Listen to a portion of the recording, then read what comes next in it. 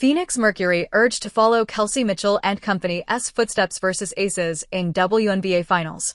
Nobody saw the Phoenix Mercury making the finals, and now that they're here, their performance has been, let's just say, underwhelming. Down 0-2 to the Aces after taking down the defending champs and the team with the best regular season record? Not exactly the heroics fans were hoping for from Alyssa Thomas and crew. Coach Tibbetts' game plan hasn't clicked yet, and several journalists have weighed in on what needs to change for the Mercury to mount a comeback. Sabrina Merchant of The Athletic pointed to the blueprint set by the Fever on No Off Season, the Athletic women's basketball show, suggesting the Mercury could take notes if they want to win. Well, I think your hope comes from the fact that we just saw a series where the Aces were really struggling against the Indiana Fever, right? Like there was a level of physicality that Indiana was able to reach that was giving Las Vegas difficulty, she said.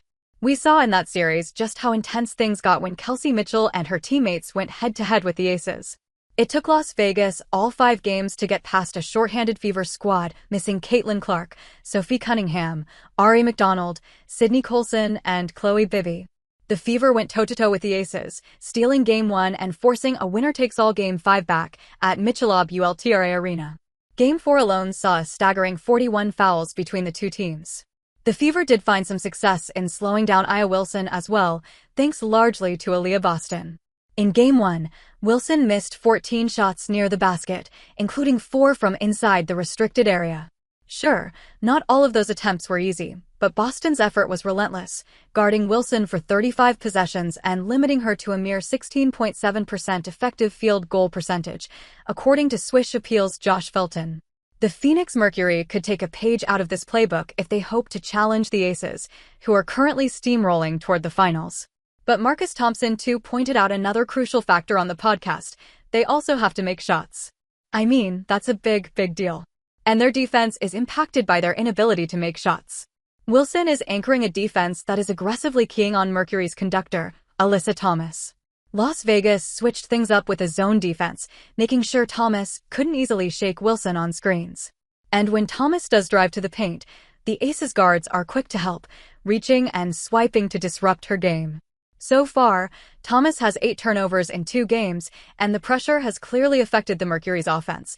They're shooting just 43.2% from the field and 28.4% from beyond the arc.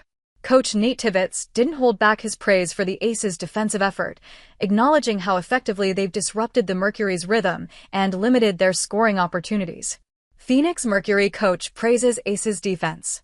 Game 1 was a tough blow for the Mercury. They had controlled much of the game, but everything changed in the second half. In the fourth quarter, Las Vegas playoff experience took over, holding Phoenix to just 15 points on 33.3% shooting and sealing the win.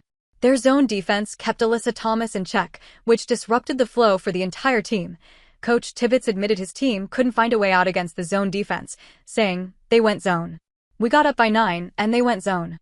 Kind of made us stand a little bit. I thought we had some good looks. Give them credit for mixing up their defense. I thought it was a good adjustment.